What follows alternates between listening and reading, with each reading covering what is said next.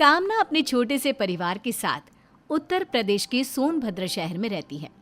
हाल ही में वो अपने बेटे श्लोक की शादी नंदिनी नाम की लड़की से करा देती है, मगर शादी के बाद अपने बेटे में आए बदलाव को वो स्वीकार नहीं कर पाती।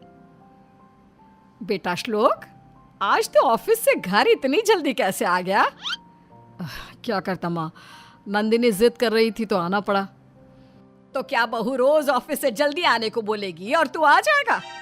अब ऐसी बात नहीं है माँ, दरअसल वो चाहती है कि आज हम कहीं बाहर घूमने चले, तो बस इसीलिए मैं मना नहीं कर पाया और आ गया। श्लोक की ये बातें कामना को जरा भी रास नहीं आती और वो बिना कुछ बोले अपने कमरे में चली जाती हैं। माँ के इस व्यवहार को देखकर श्लोक भी सोच में पड़ जाता है। ये माँ को अचानक क्या हो गया है? श्लोक सोच ही रहा होता है, तभी वहां नंदिनी आ जाती है। श्लोक, आप आ गए ऑफिस से? अब तुमने इतने प्यार से बुलाया तो कैसे नहीं आता। तो श्लोक साहब, आज हम डिनर भी बाहर ही करेंगे। अरे लेकिन माँ को भी साथ ही ले चलते हैं ना, वो होंगी तो और भी ज्यादा मजा आएगा। श्लोक और नंदिनी कामना के कमरे में जाते हैं। माँ आप तैयार हो जाइए, हम सब आज बाहर घूमने चल रहे हैं। क्या सच में तुम लोग मुझे भी अपने साथ लेकर चल रहे हो? तो और क्या, हम लोग आपके बिना कहीं जा सकते हैं भला? चलिए ना मम्मी जी, अब फटाफट से तैयार हो जाइए आप। कामना झट से तैयार होकर श्लोक और नंदिनी के साथ चल देती है। तीनों मार्केट के लिए निकल पड़ते हैं, जहां रास्ते में नंदिनी श्लोक का हाथ पकड़ते हुए चलती है। अपने बेटे और बहू को इस तरह साथ चलता देख कामना उन्हें टोकती है। अरे हाथों में हाथ डालकर क्यों चल रहे हो तुम दोनों? ये तुम दोनों का बेडरूम नहीं, हमारी गली है, मोहल्ला है, जहाँ लोग एक चीज देखते हैं और चार बातें बोलते हैं। अब भी ना मम्मी, नंदिनी मेरी बीवी है, अब उसका हाथ नहीं पकड़ूंगा तो फिर किसका पकड़ूंगा? और फिर लोगों के बारे में सोचना ही क्यों है? हाँ, अब मेरी बात कहाँ मानोगे तुम? बीवी जो आ गई है तुम्हारी। नहीं माँ जी, आप गलत समझ रहे हो। अरे रहने दे बेटा, जिस उम्र में तुम लोग हो ना, उस उम्र से मैं भी निकल चुकी हूँ, लेकिन मैंने तो कभी कोई ऐसी हरकत नहीं की।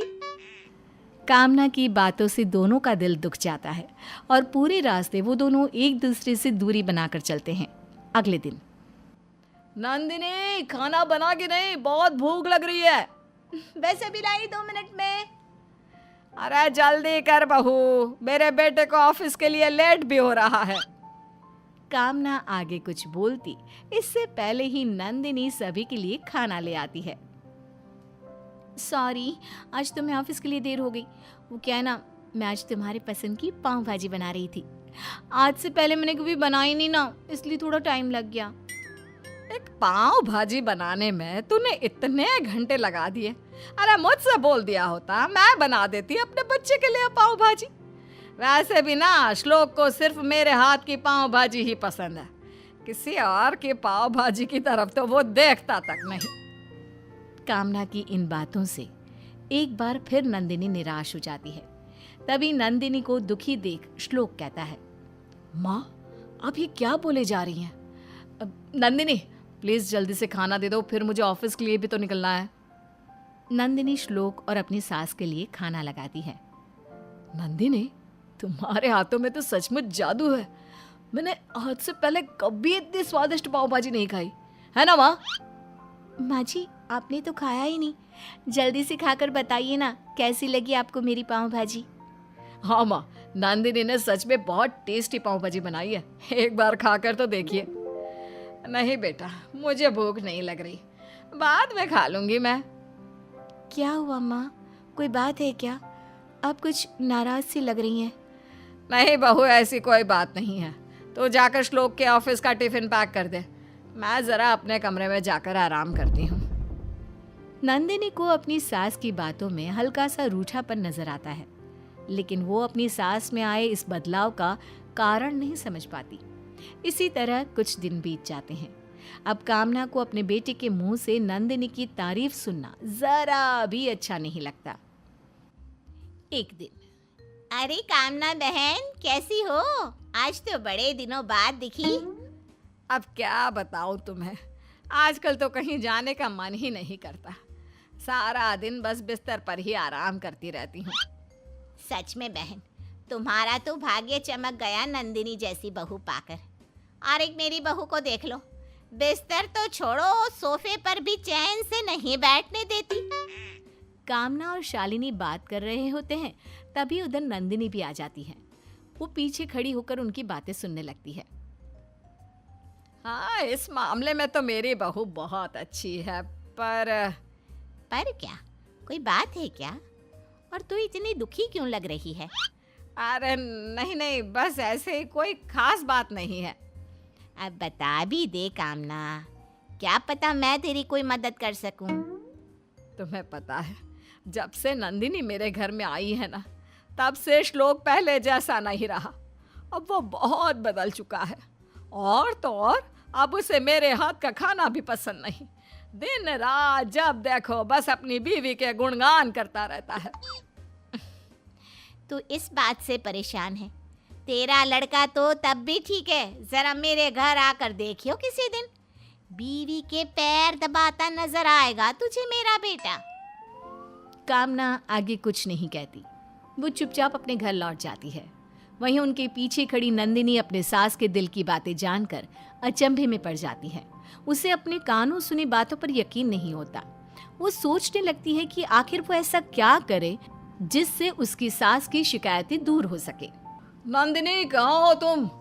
देखो, मैं तुम्हारे लिए गिफ्ट लेकर आया हूँ। क्या है इसमें? तुम खोलकर खुद ही देख लो। नंदिनी गिफ्ट खोलकर देखती है। वाह, ये तो बहुत सुंदर नेकलेस है। मैं जानता था तुम्हें ये नेकलेस जरूर पसंद आएगा। अचानक से नंदिनी की नजर दूर खड़ी अपनी सास पर जाती है। उसे अपनी सास की कही बातें याद आ जाती है। श्लोक, ये तुम मम्मी जी को दे दो प्लीज। मैं क्या करूंगी इसका? तुम तो जानती ही हो मुझे इन सब का कुछ खास शौक भी नहीं है। तुम ऐसे क्यों बोल रही हो नंदिनी? क्या तुम्हें ये हार पसंद नहीं आया? हार ठीक है, पर कुछ खास भी नहीं है। मुझे ये ज्यादा पसंद नहीं आया। आप एक काम कीजिए ना, ये हार आप मम्मी जी को दे दीजिए। श्लोक गुस्से में अपना पैर पटकता हुआ वहां से चला जाता है। कुछ ही देर बाद नंदिनी सभी को खाने के लिए आवाज देती है। नंदिनी सभी की थालियों में खाना परोसती है। नंदिनी, ये आज कैसा खाना बनाया है तुमने? इसमें तो जरा भी स्वाद नहीं है। हाँ बहू, इसमें तो नमक मिर्च मसाले कुछ भी नहीं है। शायद मैं भूल गई होंगी मम्मी जी, मुझे माफ कर दीजिए। लगता है तुम खाना बनाना भूल चुकी हो नंदिनी। माँ, क्या आप दूसरा खाना बना देंगी? बहुत समय हो गया है, आपके हाथ का कुछ खाया भी नहीं है। कामना झट से रसोई में जाकर खाना बनाने लगती है। आधे घंटे बाद कामना सभी के लिए खाना बनाकर ले आती है, जिसे वो सबसे पहले श्लोक को देती है। वाह माँ, आज कितने दिनों बाद आपके हाथों का खाना खाया है। आपके हाथों में आज भी वही स्वाद है जो पहले हुआ करता था। अपने बेटे के मुंह से इतने दिनों बाद तारीफ सुनकर कामना आज बेहद खुश होती है। नंदिनी भी ये सब देखकर मन ही मन बहुत खुश होती है। खुश भी क्यों ना हो, आखिरकार उसकी मेहनत रंग जो ला रही है। अगले दिन, माँ, आज भी प्लीज आप ही खाना बना दीजिए। कल के बाद तो नंदिनी के हाथ का खाना खाने का मन ही नहीं कर रहा। हाँ हाँ बेटा, क्यों नहीं, मैं अभी तेरे फेवरेट आलू के पराठे बनाकर लाती हूँ। कामना अब खुश रहने लगी थी। और खुश भी क्यों ना हो, अब उसे उसका पहले वाला बेटा जो मिल गया था।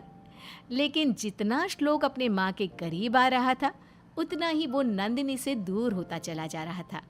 कामना को भी अब उन दोनों के बीच की ये दूरी खलने लगी थी। एक दिन, नंदिनी बेटा, जरा श्लोक के लिए चाय बना कर ले आ। नंदिनी चाय बनाने के लिए रसोई की तरफ जाती है, जहाँ कामना भी उसके पीछे पीछे चल देती है। जहाँ वो देखती है कि नंदिनी श्लोक की चाय में जानबूझकर चीनी की जगह नमक डाल रही थी। अरे ये क्या कर रही है नंदिनी? तुमने श्लोक की चाय में नमक क्यों मिलाया? वो माँ जी, मेरा ध्यान नहीं था। क्यों झूठ बोल रही है बहू? मैंने देखा तूने जानबूझकर चाय में चीनी की जगह नमक डाला। अब बता, तू ऐसा क्यों कर रही है? माँ जी, मैं ये सब आपके लिए ही तो कर रही हूँ। आपको लगता है ना मेरे आने के बाद से श्लोक आपसे दूर हो गए हैं, तो बस मैं उन्हें फिर से पहले वाला श्लोक बनाना चाहती थी। अपनी बहू के मुंह से ये सब सुनकर कामना की आंखें भर आती है। तुझे ये सब किसने बताया पगली? उस दिन मैं जब मार्केट जा रही थी तब मैंने आपकी सारी बातें सुन ली थी मम्मी जी। मतलब तू मेरे कारण अपना बसा बसाया घर तबाह करने चली थी? मुझे माफ कर दे बहू, मुझसे बहुत बड़ी भूल हो गई। मेरा बेटा तेरा पति भी है, इस बात को मैं भूल ही चुकी थी और उसमें आए बदलाव को स्वीकार ही नहीं कर पा रही थी। लेकिन अब मुझे समझ में आ चुका है कि समय के साथ साथ ये बदलाव भी ज़रूरी होता है। कोई बात नहीं मम्मी जी, मुझे आपसे कोई शिकायत नहीं है। सचमुच मैं बहुत भाग्यशाली हूँ जो मुझे तेरे जैसी बहू मिली। चल अब फटाफट से श्लोक के लिए एक बढ़िया सी गर्मा गर्म चाय बना दे, और हाँ, नमक वाली नहीं, चीनी वाली। जी मम्मी जी। रसोई के बाहर खड़ा श्लोक दोनों की सारी बातें सुन लेता है और मुस्कुराकर वहां से चला जाता है। अब कामना जी को दोनों से कोई शिकायत नहीं होती और तीनों खुशी खुशी साथ रहते हैं।